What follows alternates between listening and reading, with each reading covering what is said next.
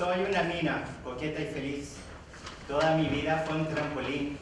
From Lima to New York, I've been there. Inca men, cosmopolitan metrosexuals, beware.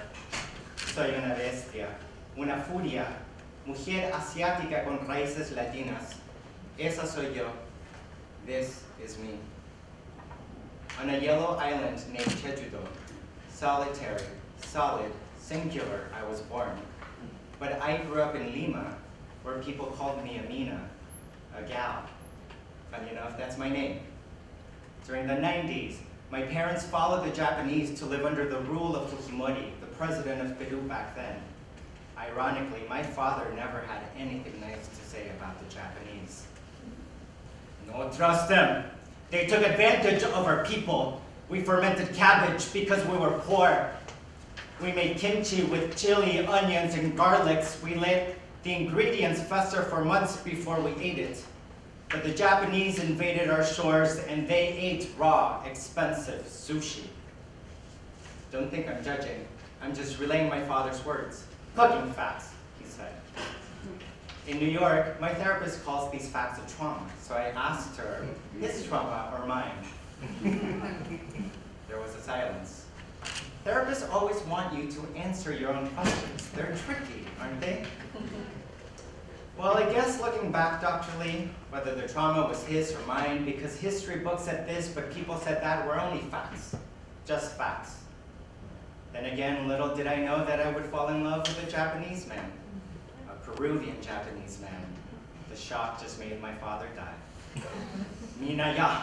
No puede, you Korean woman, you can't Japanese marry. But Dad, él es peruano. Japanese blood is in his body. Pero Papa, he was born in Peru. He doesn't even speak Spanish. He speaks Japanese. Mina, ya. You marry Peruvian, your children will be mutants. Yes, Dr. Lee, that's what he said, mutants. Mina, ya.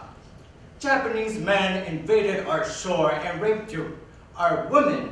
Not your mother, but women like your great-grandmother. My Oma, she didn't say anything, but she nodded. And with that nod, that silly domesticated head bobbing, she said more than enough. So Mina, whose trauma do you think it is? His or yours? I don't know, Dr. Lee. Why don't you tell me what you think? Well, I grew up differently. I grew up in America. I don't know what it's like to be Peruvian. But you're Korean too, aren't you? Korean American. Mina, ya, you young. You don't know. You not love him. Lo único que sé es que te quiero. Hombre peruano, a ti te quiero. Te quiero desde que naciste, te quiero porque eres de esta tierra. From this earth you have been born. Me, I wish I knew where I belong. Mina, tell me truthfully, are you in love? I didn't say anything. Mina, ya, truthfully, you pregnant? Me? Pregnant? Yes, I was pregnant. My Asian blood was multiplying with the golden blood of the Inca Empire. My child was conceived on the lands that were robbed from their splendor by the Spanish conquistadores, who held the Inca king's brother in prison and told the king, you must fill this room with gold, this high up, and when you give us that much, we will release your brother. The Inca king complied, and his gold was shipped to the Spanish kingdom of Isabel la Católica, and the destitute people of Peru, who valued plumes from exotic birds as currency worth more than gold, were robbed of its treasures, but persisted against the imperialists like the Japanese that raped my great-grandmothers, made my forefathers ferment their food, and between one victim of history to another, we made love. Love so strong, sex so mighty, our wet passions made life through fusion. I grew, Mina, ya.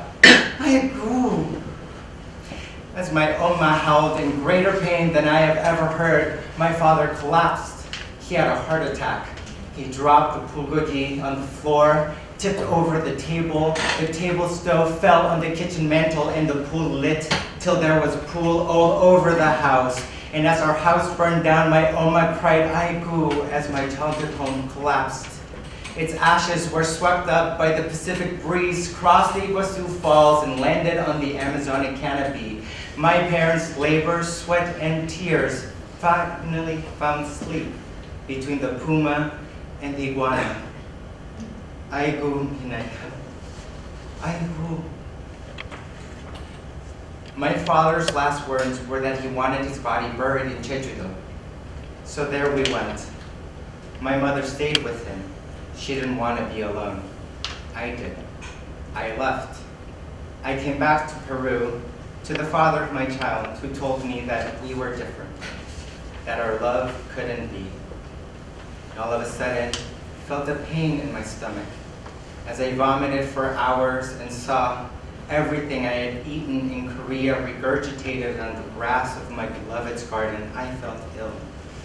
Everything I had eaten since my father's death had been miscooked. I bled our child away, and with the little solace I had left, I bought a plane ticket for me, just me and my empty womb. And alone I am here, because I'm a Mina, a gal, just a gal with no roots. In Spanish, a Mina is also a mine, and in my dreams I picture myself a Korean mine, a mine in which I dig deeper into myself I look within to find nothing but rocks. But sometimes I dream that if I go inside myself with a flashlight, with a jackhammer, and dynamite to burst my insides, I find among the rubble, dust, and dirt happiness, for I mine the Inca gold which once was robbed.